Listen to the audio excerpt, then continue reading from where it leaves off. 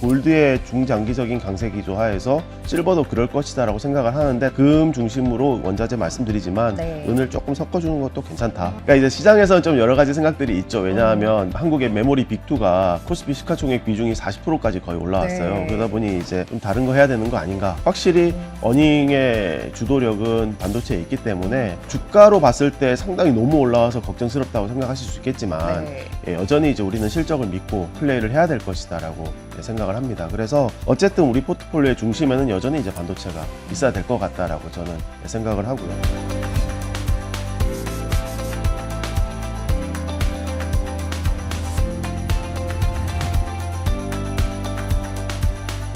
네, 2월 시장 전략에 대한 이야기 나눠볼게요. 2월 월간 투자 전략 박희찬 센터장님 모시고 함께하겠습니다. 안녕하세요. 안녕하세요. 네, 안녕하세요.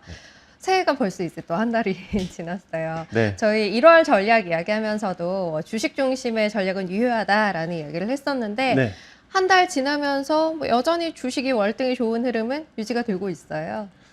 예, 그렇습니다. 일단 주식이 그동안 계속 월등한 퍼포먼스를 보여왔었고 올해도 이제 뭐 주식시장이 이제 작년처럼 이제 뭔가 크게 흔들릴 이벤트가 있을까라는 거에 대해서 고민은 많이 하고 있습니다. 네. 예, 근데 그런 일이 없을 거라고 말씀 못 드리죠, 당연히. 예, 근데 그렇죠. 이제 기본적으로 정책적인 뒷받침이 계속 될 것 같기 때문에 그냥 역사적으로 우리가 봐왔던 대로 주식이 이제 채권을 압도하는 그런 장세는 올해도 계속 유지가 될 가능성이 높겠다. 이렇게 저희는 평가를 하고 있습니다. 네. 그리고 이제 그런 중심에 있어서 역시 이제 정책의 중심이 약간 좀 바뀌는 부분이 올해 좀 포인트라고 말씀드릴 수가 있을 것 네. 같아요. 그러니까 이제 24년도 이후로는 연준이 금리를 인하하는 그런 모멘텀이 되게 중요하지 않았습니까? 네. 예, 근데 금리 인하에 좀 한계를 보이고 있는 것이 전 세계의 상황이다라고 판단이 되고 그런 부분들로 인해서 정책의 중심이 재정 정책 쪽으로 옮겨가는 분위기가 분명히 있어요. 미국도 그렇고 중국도 그렇고 한국도 역시 마찬가지입니다. 그런 것들이 이제 주식한테는 좋은데 네. 채권한테는 별로 유리하지 않다라는 것이죠. 예, 그래서 이제 최근에 보면은 채권 시장에 있어서 네. 지금 퍼포먼스가 지금 많이 부족한 모습을 보이기 시작을 했어요. 선진국 금리가 지금 잘 떨어지지 못하고 있는 상황이고 그렇죠. 한국도 금리가 많이 올랐고요. 그리고 연준은 추가적인 금리 인하에 대해서 상당히 좀 인색한 스탠스를 네. 취하고 시장에서도 올해 금리 인하에 대한 기대치가 점점 줄어들고 있어요. 예, 여기 이제 차트 보시면 이제 오른쪽에 2달 전, 한 달 전, 그리고 지금 상황을 비교를 해보면 네. 2달 전에는 올해 뭐 3번 인하한다 이런 식의 상황이었다가 지금은 2번도 힘들다. 한 번에 대한 가능성이 점점 높아지고 있는 방향성을 띠고 있어요. 네. 통화 정책이 아닌 이제 재정 정책을 통해서 뭔가를 좀 해보려는 움직임이 글로벌리 나타나고 있고 하다 보니 채권 가격 같은 경우는 현재 상황에서 추가로 뭐 많이 오를 것, 빨리 오를 것에 대해서 기대를 갖기 어렵고 그게 이제 시장에도 고스란히 녹아들고 있다라고 봐야 할 것 같고 네. 시장이 그래서 어쨌든 주식 중심으로 계속해서 좋은 흐름은 뭐 올해 초에도 이어지고 있는 상황인데 지난해 보면 우리나라를 비롯한 신흥국 시장이 상대적으로 미국보다 좋았어요. 네. 연초에도 사실 뭐 비슷한 흐름인 것 같아요. 네, 맞습니다. 예. 한국은 지금 사실 너무 놀라운 그러게 퍼포먼스가 말이에요. 예, 코스피에 이어서 지금 코스닥까지 지금 네. 예, 작동하고 있는 상황인데 한국의 수익률이 대단히 높지만 그 의외로 또 높은 신흥국들이 좀 있어요. 예, 네, 대표적으로 이제 브라질 같은 나라도 브라질이 있고. 굉장히 좋았네요. 네, 그렇습니다. 이게 이제 아직 한 달이 채 안 지난 상황에서의 수익률이지 않습니까? 네. 상당히 높은 거죠, 사실. 그러네요. 네, 그리고 뭐 헝가리, 그리스 뭐 이런 대만까지 상당한 수익률이 지금 발생을 하고 있습니다. 그에 비해서 이제 미국은 플러스이긴 하나 상당히 초라한 네. 상황이라고 말씀드릴 수가 있겠고, 어쨌든 예, 지난해의 흐름. 그러니까 non-US 신흥국의 좀 강세 이런 네. 기조가 좀 더 이어지고 있습니다. 해서 이제 미국 이외의 것들로 배분을 좀 해야 한다라는 전략 자체는 잘 반영이 되고 있다라고 봐야 할 것 같고 미국이 저기 뒤에 처져 있는 상황에 대해서는 어떻게 네. 이해를 해야 할까요? 사실 미국 시장에서도 되게 핫한 섹터 기업들은 많습니다. 네. 사실. 예, 근데 지수를 끌고 가는 섹터가 그렇게 세지 않아서. 예, 그러니까 23년도, 24년도 미국의 빅텍이 엄청 났었고 네. 작년에는 좀 떨어지긴 했지만 그래도 뭐 예, 상당히 그렇죠. 했었는데 어쨌든 지난해 한 10월 달 지나면서부터 빅텍의 주가 퍼포먼스가 좀 떨어지기 시작을 했어요. 예, 그래서 뭐 왼쪽에 있는 차트 보시는 대로 M7의 시가총액 비중이 지금 좀 낮아지는 네. 방향성을 띠기 시작을 했고, 제가 보기에 올해 지난해 11월의 고점을 다시 회복하기는 저는 어려울 것이라고 봅니다. 예, M7의 시가총액 예, 비중 측면에서. 예, 그렇습니다. 네. 그러니까 이제 M7 외적인 데서 더 이제 퍼포먼스가 좋을 거라는 걸 제가 말씀드리는 거고요. 네, 네. 빅텍은 올해도 돈은 잘 벌고 주가가 그래도 평균적으로는 올라갈 걸로 보기는 합니다. 네. 근데 기본적으로 AI 관련된 투자를 멈추지 않을 거거든요. 근데 한켠에 또 수익성 논란이 계속 있지 않습니까? 그렇죠. 예, 그래서 수익 모델로 뭔가 입증하는 기업은 현재까지 알파벳 외에는 좀 잘 안 보이고, 네. 그냥 기존에 하던 걸로 이제 좀 벌고 있다. 이 정도인데 투자를 계속 해야 되니까요. 그래서 그렇게 따져보면 주가 모멘텀이 그렇게 세기는 좀 어렵지 않겠느냐. 작년에도 이미 약해졌지만 올해는 더 약해질 가능성이 높다고 느껴집니다. 그러면 이제 그 이외의 것들로 미국 주식 시장 안에서도 조금 온기가 퍼지는 네. 집중이 좀 완화되는 그런 흐름을 볼 수 있는 건가요? 그렇죠. 예, 그러니까 기본적으로 증시 유동성이 여유롭고 네. 거기다가 앞서 말씀드린 대로 재정 정책의 뒷받침이 있지 않습니까? 그렇죠. 특히나 미국 올해 또 11월 중간 선거 있고, 예, 그러니까 그래서 시장은 될 것 같은데 뭔가 이제 지수 핵심 기업들이 좀 모멘텀이 떨어진다. 그럼 이제 당연히 이제 그 밑으로 내려가는 거죠. 예, 유동성이 이제 좀 더 밑으로 내려가는 상황 하에서 근래 보시면은 대형 성장주보다는 확실히 소형주 네. 강세가 분명히 이제 눈에 띄게 나타나고 있고요. 그리고 뭐 오른쪽 그림에서도 반도체가 어쨌든 지금 제일 핫하지 않습니까? 지금 네. 글로벌리 봤을 때. 네. 근데 미국에 지금 엔비디아, 브로드컴이 그렇게 세지 않아요. 그러니까 이것도 상대적으로 스몰캡에 좀 더 이제 유동성이 몰리는데, 물론 여기는 이제 당연한 어떤 대형 중소형의 논리가 아니고 네. 뭐 메모리 반도체 부족 뭐 이런 걸로 인해서 마이크론, 샌디스크 이런 것들이 좀 더 부각되다 보니까 근데 어쨌든 마침 이들이 상대적 스몰캡이란 말이에요. 그래서 스몰캡으로 가는 움직임들을 잘 보여주고 있다고 보시면 될 것 같아요. 기술주가 뭐 상대적으로 여러 섹터 안에서 상대적인 강세를 보여주고 있는 것은 맞지만 그 안에서 조금 다른 이제 내러티브를 갖고 있는 쪽으로 움직이는 경향성은 분명히 보여지고 있다라는 네. 것이고, 하다 보니 지수에 아주 주도력을 갖고 있는 것들보다는 그 이외의 것들에 조금 더 기회가 보인다라는 게 이제 시장에도 반영이 되고 있다라고 봐야 할 것 같아요. 그렇죠. 그러니까 방금 말씀드렸지만 빅텍은 어쨌든 투자를 계속 하지 않습니까? 네. 그들은 그들의 재무에 부담이 되죠.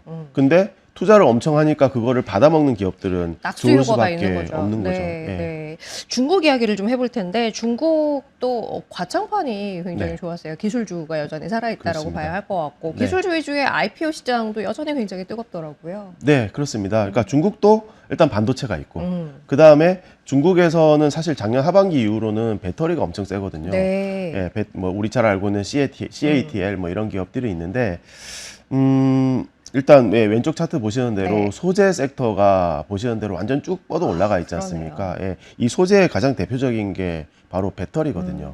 예, 근데 배터리 내에서도 최근에는 약간 좀 변화가 있어요. 그게 뭐냐면 배터리도 이제 배터리 셀 업체가 있고 배터리 소재 업체가 네, 있습니다. 예, 근데 근래에는 글로벌리 지금 전략 자원 얘기 많이 하지 않습니까? 미국과 중국에. 네. 그러다 보니까 이제 광물 자원의 가격이 많이 올라가요.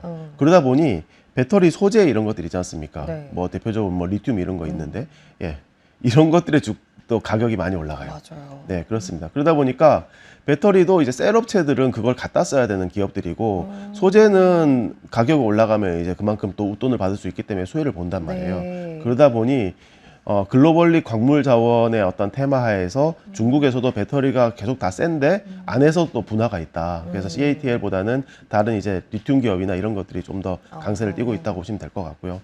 그 다음에 뭐 반도체는 SMIC가 최근에 좀 주가가 안 좋다 보니까, 네. 그러니까 안 좋다기보다 그 모멘텀이 좀 약하다 보니까 좀 뭐 그런 거 아니냐라고 생각하시겠지만 그 외 기업들은 다 많이 날아가고 있어요. 네. 예, 이것도 역시 마찬가지로 똑같이 이제 메모리 뭐 부족의 이슈가 있고 거기다가 이제 뭐 AI 칩에 대한 어떤 설계, 제조 이런 데 있어서 중국에서도 좀 각광받는 기업들이 있다 보니까 그러니까 중국의 IT가 이 왼쪽 차트 잘 보시면 네. IT 섹터 전반적인 그 주가 흐름은 그렇게 세진 않거든요. 네. 근데 그 안에서 반도체는 상당히 세다라는 거. 그래서 이런 식으로 조금 더 이제 집중하는 스탠스가 좀 네, 필요하다고 네. 보여집니다. 미국도 중국도 공이 이제 밖으로 보여지는 지수에 반영되는 비중이 큰 것들보다는 그 아랫단에서 수혜를 볼 수 있는 것들이 조금 더 힘을 네. 얻고 있다라고 봐야 할 것 같아요. 우리나라는 어떤지에 대한 이야기를 또 해볼 텐데 네. 앞서도 이야기를 했습니다만 한국장은 뭐 연초에 굉장히 놀라울 네. 만한 퍼포먼스를 보여주고 있어요. 네. 저희가 이제 반도체 쪽으로의 쏠림이 너무 과하다라는 부분에 대해서는 사실 이야기를 계속 해왔었는데도 불구하고 여전히 또 이쪽이 강하게 이끌어주고 있는 상황이기는 해요. 네, 맞습니다. 네. 예. 그러니까 이제 시장에서는 좀 여러 가지 생각들이 있죠. 왜냐하면 이 우리 한국의 메모리 빅2가 코스피 시가총액 비중이 40%까지 거의 올라왔어요. 네. 그러다 보니 이제 좀 다른 거 해야 되는 거 아닌가라고 하는 생각들을 할 수 있죠.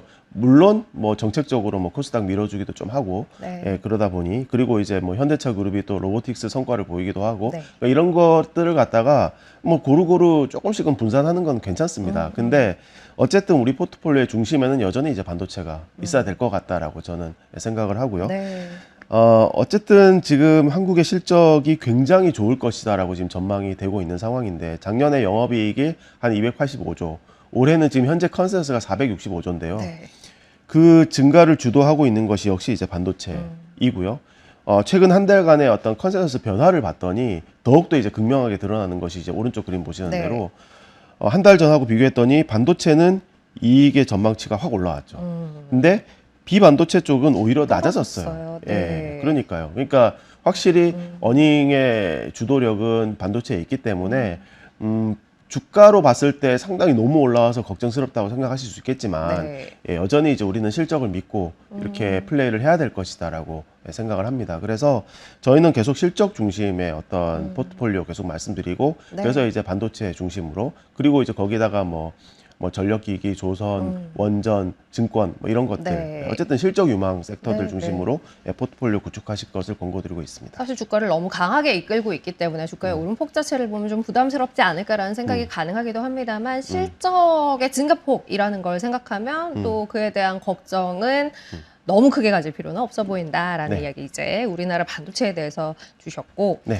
지금 시장에서 또 이제 뭐 핫한 게 뭐 코스피 코스닥도 있습니다만 금, 은도 여전히 네. 굉장히 핫해요. 은 가격이 또 최고치를 계속 경신하고 있는 상황이기도 하고 네. 금도 네. 마찬가지고요. 그렇습니다. 예. 이게 마침 이제 되게 공교롭게도 숫자가 좀 비슷한 게 있어요. 아, 뭐냐면 최근에 보니까 코스피하고 골드를 막 비교하더라고요. 맞아요. 5,000. 네. 그러니까 사실 작년 연초에도 2,500 레벨 비슷했거든요. 근데 이제 이게 둘 다 5,000 위로 지금 네. 올라와 있는 상황이고 저희는 계속 장기적인 강세 컨셉으로 계속 말씀드리고 있습니다.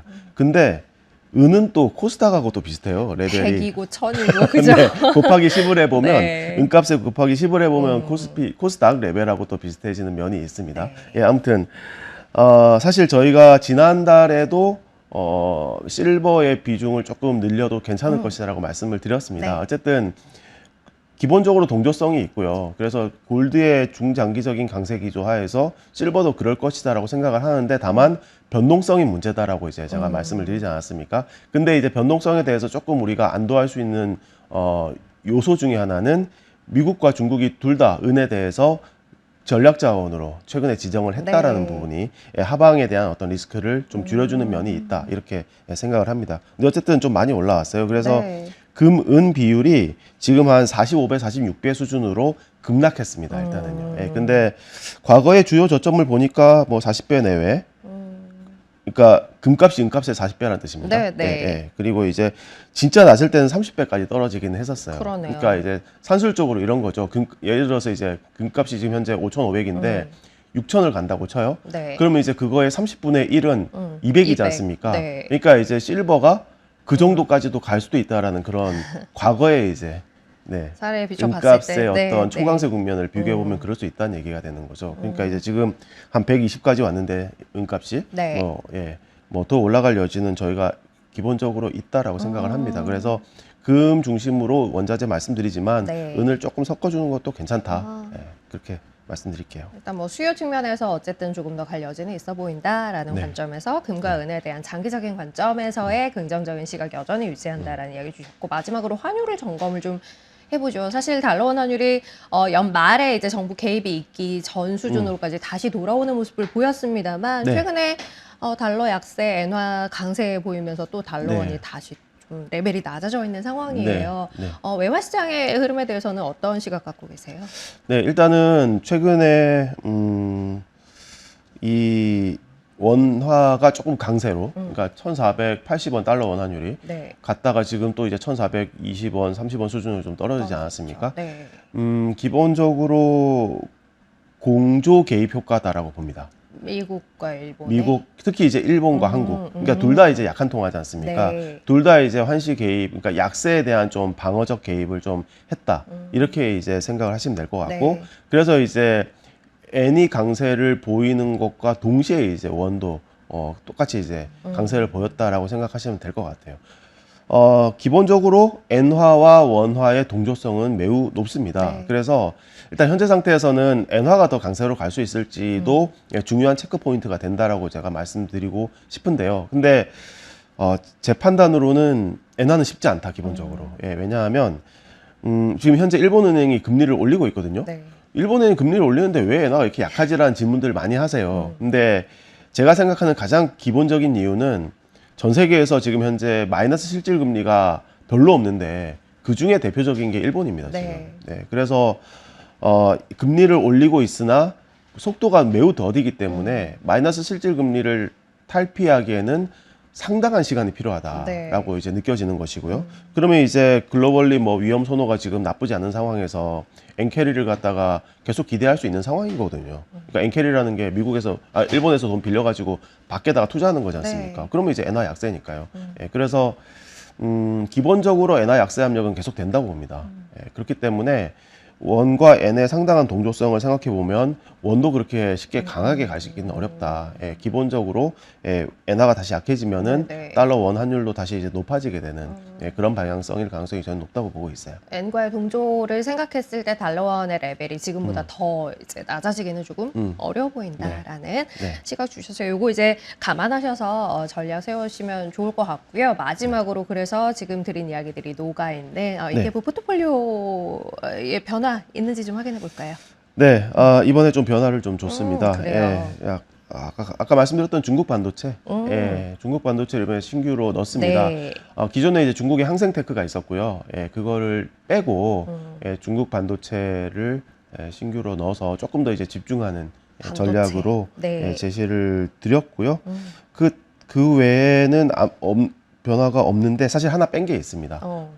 아크 핀테크를 뺐어요. 그러네요. 그래서 그쪽은 퍼포먼스 좀 안 나기도 하고 그쪽이 뭐 사업 구조 자체에 문제가 있는 건 아닌데 블록체인 가격이 좀 중요하다 보니까, 그러니까 비트코인 등의 가격이 중요하다 네, 보니까 네. 그 모멘텀이 좀 약해진 상황에서 좀 주가 모멘텀이 약한 부분을 좀 감안을 했습니다. 네. 그리고 뭐 대신에 저희가 계속 말씀드려왔던 특히 이제 히토류, 우라늄 그리고 골드 이런 쪽은 퍼포먼스가 지금 굉장히 좋거든요. 그러네요. 네, 그래서 뭐 저희의 포트폴리오는 지금 상당한 지금 성과를 보여주고 네. 있다고 말씀드릴 수가 있을 것 같습니다. 알겠습니다. 코스피만큼이나 네. 그런 것 같습니다. 그래서 뭐 이런 거 중심으로 계속 갖고 가시면 네. 저희는 계속 강조드리지만 안정성과 더불어서 높은 수익성을 갖다가 기대할 수 있는 그런 포트다라고 다시 한번 강조드리겠습니다. 방향이 좀 바뀌더라도 안정적인 수익을 가져갈 수 있을 만한 이제 배분의 전략이 녹아있는 포트폴리오라는 것 이야기 드리면서 중국 반도체가 들어가고 아크 F가 빠졌다는 것 그렇게 정리드리도록 하겠습니다. 자, 오늘 월간 투자 전략은 여기서 마무리하도록 하죠. 박기찬 센터장님 함께했습니다. 감사합니다. 맞습니다.